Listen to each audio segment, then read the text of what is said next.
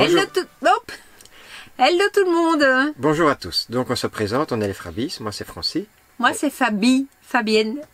Donc voilà pourquoi les Frabis.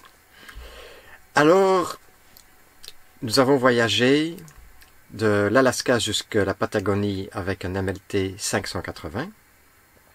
On a fait presque 100 000 km et 13 pays différents. Donc, pour résumer cette vidéo et de vous dire si le MLT 580 est un bon véhicule, je vais dire qu'on a quand même de l'expérience. Qu'est-ce que tu en penses? On a roulé. Pardon. On a roulé, oui. Alors, est-ce un bon véhicule ou pas? Ça, vous aurez la réponse à la fin de la vidéo. Et des 4 défauts de ce véhicule, dont 2 qui n'en sont pas tout à fait. Donc, on a fait toutes sortes de routes. On peut aussi planter le décor. Donc non seulement on a fait depuis l'Alaska, enfin depuis Baltimore, Alaska, etc. Et il faut peut-être aussi préciser qu'on n'avait pas d'expérience. Oui, c'est notre premier camping-car. On n'a jamais rien eu d'autre, donc on ne sait pas comparer. À l'époque. Bon, si vous allez voir nos autres vidéos, il y a une présentation de l'intérieur et de l'extérieur. On ne vous en dira pas plus. Qu'est-ce qu'on a eu comme problème avec le véhicule? Bon, point de vue porteur, on a eu une durée d'intercouleur sur 100 000 km, qui nous a fait très peur. Ça faisait un bruit strident. C'était aux États-Unis, c'était très facile à réparer. Oui. Donc on n'a pas eu de soucis, ça nous a quand même permis de rouler un petit peu. Point de vue cellule, on a eu quelques petits soucis, mais rien de spécial à part le trauma qui est tombé en panne. Mais ça, de toute façon, c'est pas dû à Heimer, c'est dû à trauma. On a eu le gros problème de devoir changer le frigo qui n'allait plus. Ça, c'est encore un problème dû à tête forte et pas à Heimer. Et peut-être aussi un mauvais choix au départ. Oui, du frigo, mais ça, on n'avait aucune expérience. Voilà, dû à notre non-expérience. Donc, je vais dire, pour le porteur, on a eu beaucoup d'entretien à faire, comme tous les véhicules. Point de vue cellule, donc, le voyage s'est fait sur 3 ans et 100 000 km. Donc, il y a quand même beaucoup d'usure. On y était dedans tous les jours. Donc, on peut dire que le véhicule est solide. Oui. Pourquoi avons-nous choisi ce véhicule-ci? On a trouvé que la configuration était parfaite point de vue intérieur. La douche est spacieuse et la chambre est parfaite. Oui, il y avait l'aspect intérieur, mais aussi l'aspect extérieur. Qu'est-ce que tu recherchais, toi? On recherchait un 4x4 surélevé. Donc, nous, il y a 3 ans, c'était le seul modèle qui existait en 4x4 surélevé. Maintenant, pour faire les routes qu'on a faites, je pense que le 4x4, on pourrait s'en passer. Mais un véhicule surélevé, ça c'est quand même important. Et c'est ce que ce véhicule-ci avait et pas les autres. Parce que les autres, ils avaient le 4x4, mais pas surélevé.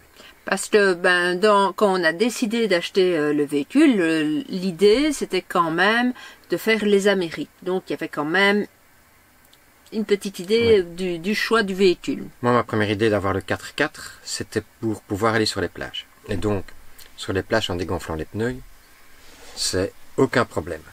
Et attendez, ça chauffe. Oups, voilà. Maintenant, pour le reste, un 4 roues motrices, sur 3 ans, on l'a peut-être utilisé combien de fois?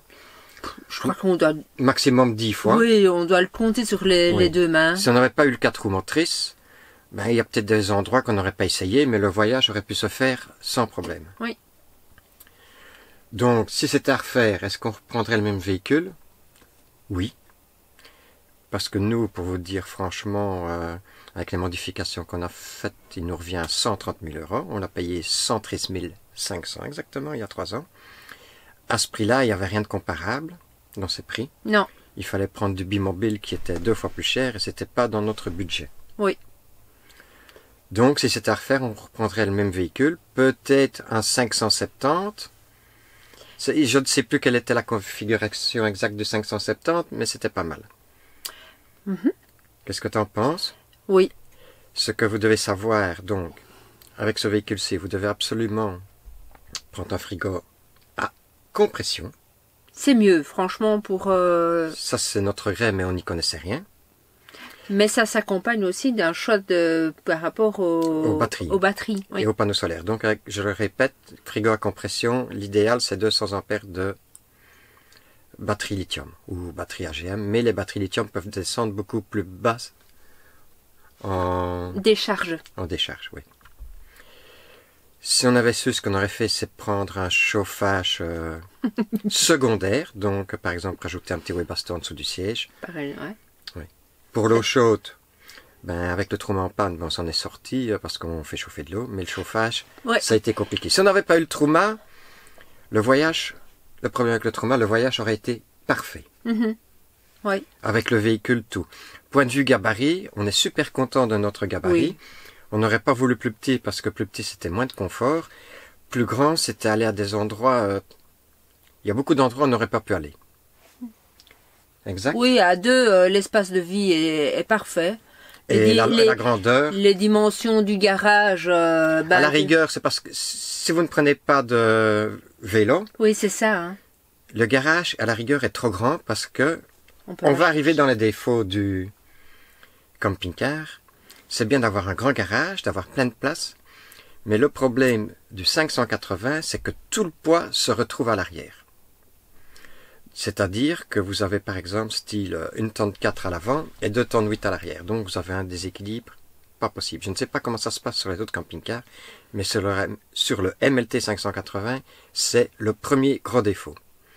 Le deuxième gros défaut, on y a remédié avant que ça nous arrive, c'est que la cuve d'eau propre, qui fait 120 litres, d'après Primer, vous pouvez mettre que 20 litres. Pourquoi?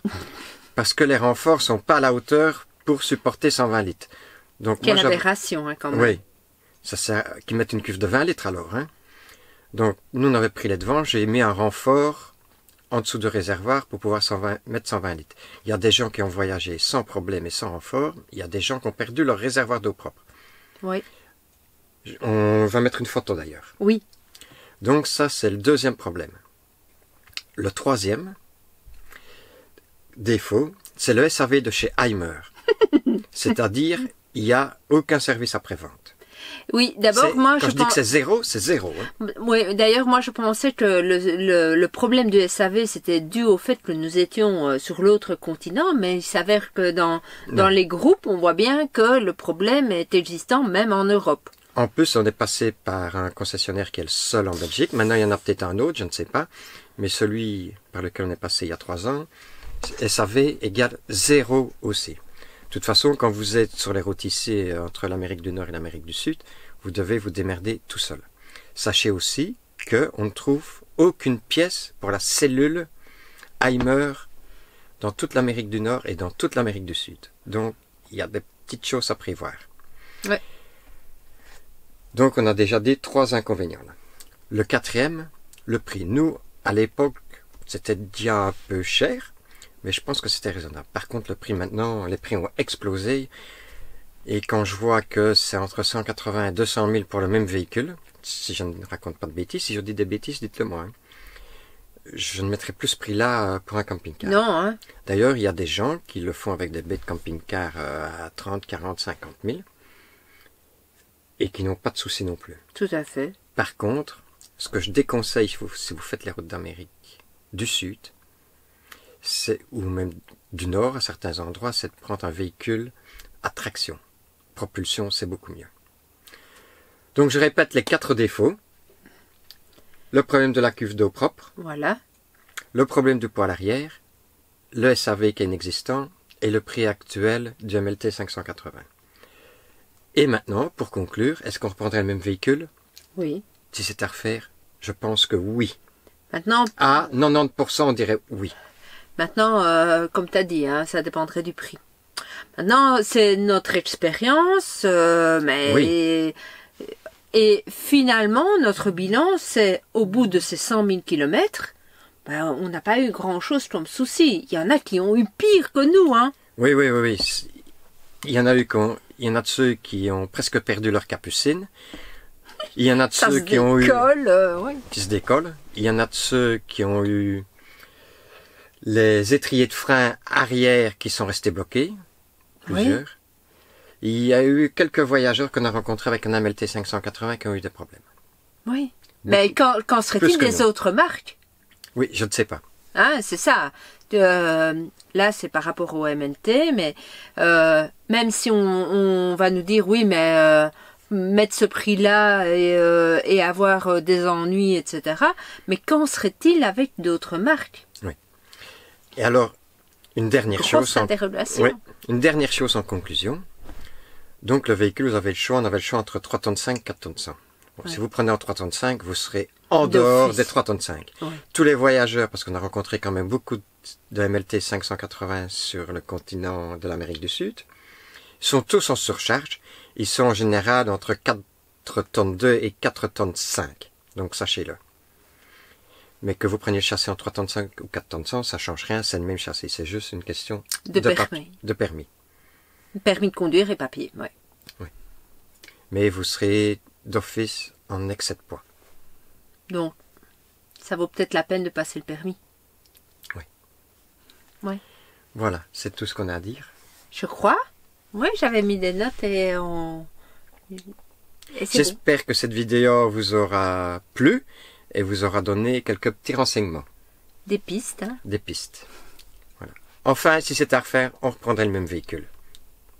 Parce que c'est ce qu'il nous fallait, je pense, pour rapport qualité-prix, tout point de vue. Et comme je vous dis...